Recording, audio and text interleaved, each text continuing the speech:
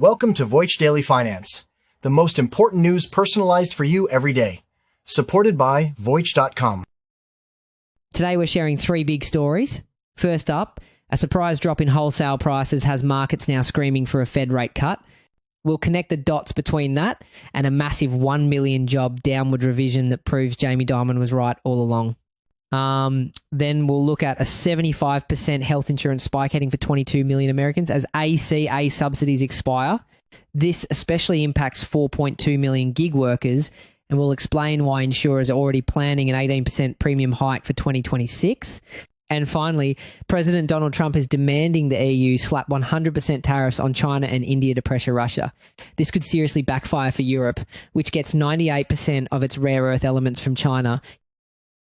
Wall Street was bracing for inflation to climb, but the numbers just dropped, and they did the exact opposite.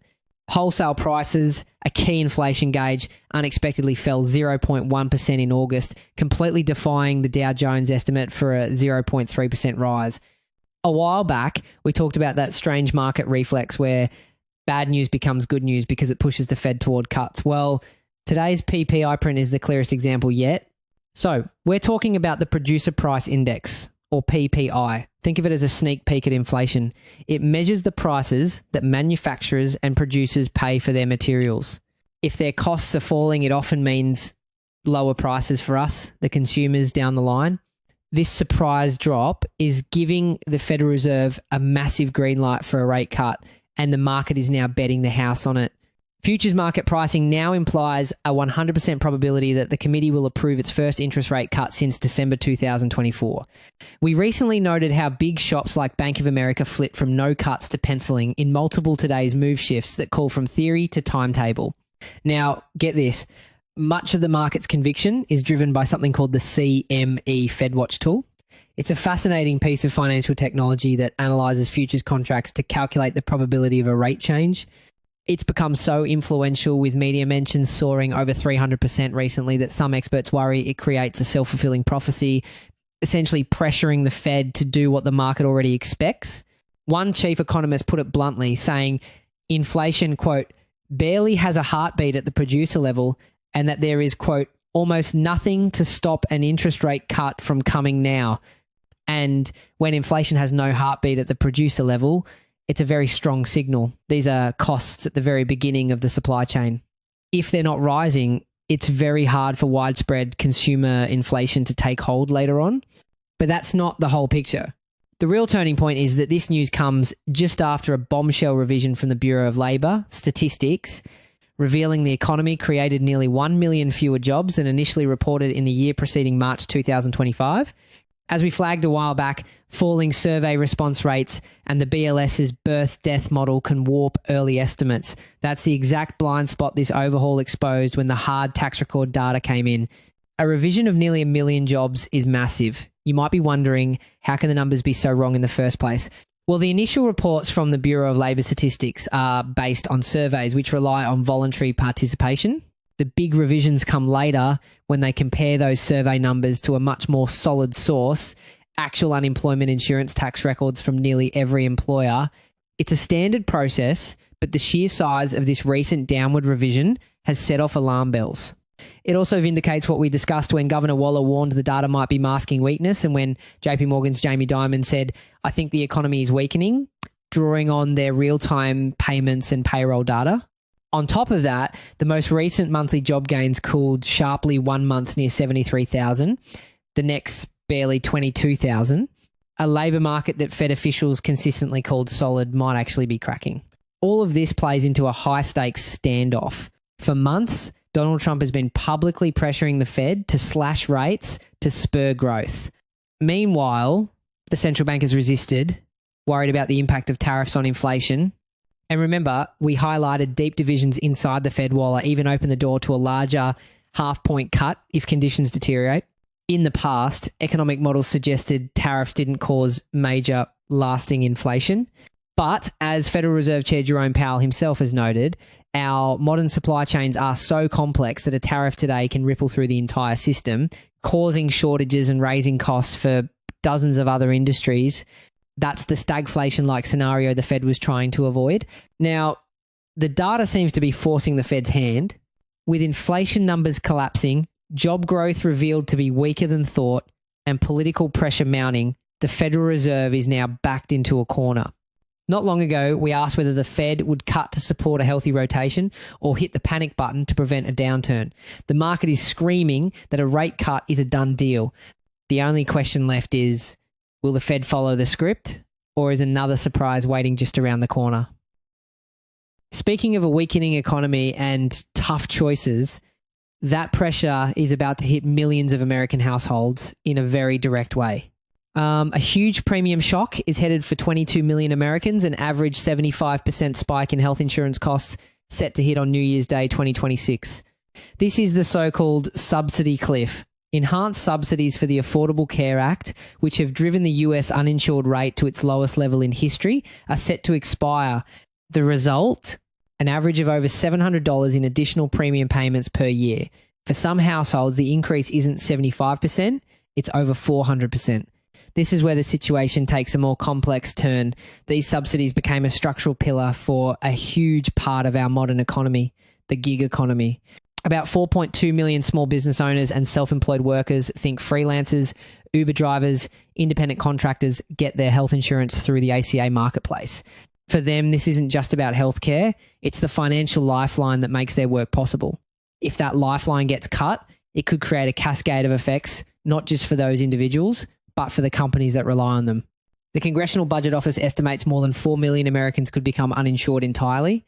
This decision brings both immediate financial pain and comes with inherent, less obvious risks. When millions of people suddenly lose insurance, they often stop seeking routine medical care. This creates what data scientists call a data void. Our ability to track public health trends, model disease, spread, and even train medical AI relies on comprehensive data. If a huge chunk of the population disappears from those records, it can skew our understanding of public health and even introduce dangerous biases into the AI tools doctors are beginning to use. The consequences go way beyond just the pocketbook. This all comes down to a high-stakes standoff in a divided Congress. The enhanced subsidies were not included in the primary Republican tax and spending package. The hard-right House Freedom Caucus has been clear. Its chair, Representative Andy Harris, said he absolutely wants the credits to end, stating, "Can't afford it. That was a COVID-era policy. Newsflash to America, COVID is over." However, if you zoom out, you'll see another layer of strategy at play. Other Republicans are reportedly eager to avoid health insurance sticker shock just before the 2026 midterm elections, creating a major internal conflict. And while Washington debates, the market is already moving. In anticipation of the chaos, the typical insurer has already proposed an 18% premium increase for 2026. That's the largest rate change requested since 2018. So the thing is, health insurers use incredibly sophisticated data models to predict the future. They don't just look at medical costs. They are now actively trying to price in political risk. The uncertainty coming from Washington, this will they or won't they drama, gets fed into their algorithms as a risk factor. When the risk of political inaction is high, the models tell them to prepare for a sicker, more expensive group of customers because healthier people are the first to drop their plans when costs spike. That 18% increase isn't a random guess. It's the calculated cost of political chaos. The battle lines are drawn, but the bill is coming due for millions of American households. The only question left is, who blinks first? From a high-stakes standoff in Congress, we now turn to a high-stakes geopolitical gamble overseas. US President Donald Trump is calling on the European Union to do something unprecedented, slap 100% tariffs on China and India. Now, some analysts are asking if this is genuinely about pressuring Russia or if it's using the crisis as a legitimate-sounding reason for President Trump to push his long-standing protectionist agenda, especially against China. The stated goal is to force Russian President Vladimir Putin to end the war in Ukraine.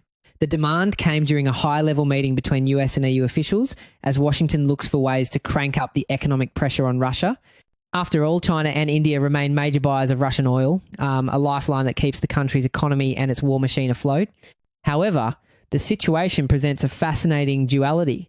On one side, the policy is intended to isolate Russia, but on the other, it could accidentally push China, India, and Russia into a powerful, unified economic bloc actively working to undermine Western financial systems. We're already seeing BRICS nations, which include all three, pushing for de-dollarization to become more independent. And the pressure is mounting as the conflict itself intensifies. Russia just unleashed its heaviest aerial bombardment on Ukraine since the war began, using at least 810 drones and 13 missiles. In one attack, a Russian glide bomb killed more than 20 civilians in the eastern Donbass region as they queued for their pensions. This isn't just talk. The US has already imposed a 50% tariff on goods from India, partly as a penalty for its transactions with Russia. Now, US Treasury Secretary Scott Bessent says Washington is prepared to escalate, but needs, quote, stronger European backing. Interestingly enough, Bessent has been a vocal supporter of this hardline stance for a while. He has previously stated that the US has a substantial advantage in any trade war, claiming China is, quote, playing with a pair of twos. But this demand puts the EU in an impossible position. While it has pledged to end its dependency on Russian energy, around 19% of its natural gas still comes from there. Imposing massive tariffs on two of the world's largest economies, China and India, would mark a radical shift in strategy and could ignite a global trade war.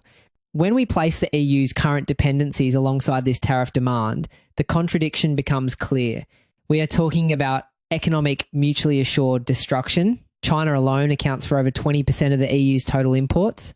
Critical sectors would grind to a halt. For instance, 98% of the rare earth elements the EU needs for high-tech manufacturing come from China. The same goes for green technology, with 80% of their solar panels sourced from China, and it even hits your medicine cabinet. Over 2/3 of the active ingredients for pharmaceuticals used in Europe come from China and India. Imposing these tariffs wouldn't just ignite a trade war, it could cause entire industries like automotive and electronics to collapse, leading to massive inflation and unemployment for the average European citizen. Trump, who has previously pledged to end the conflict on day one of becoming president, said he was, quote, not happy with the whole situation and has threatened harsher sanctions on the Kremlin before. The big question now is, will the EU risk its own economic stability to follow Washington's lead, or will this high-stakes geopolitical gamble fall flat? That's it for today on Voice Daily Finance. Follow, share, and stay tuned for daily updates coming your way tomorrow.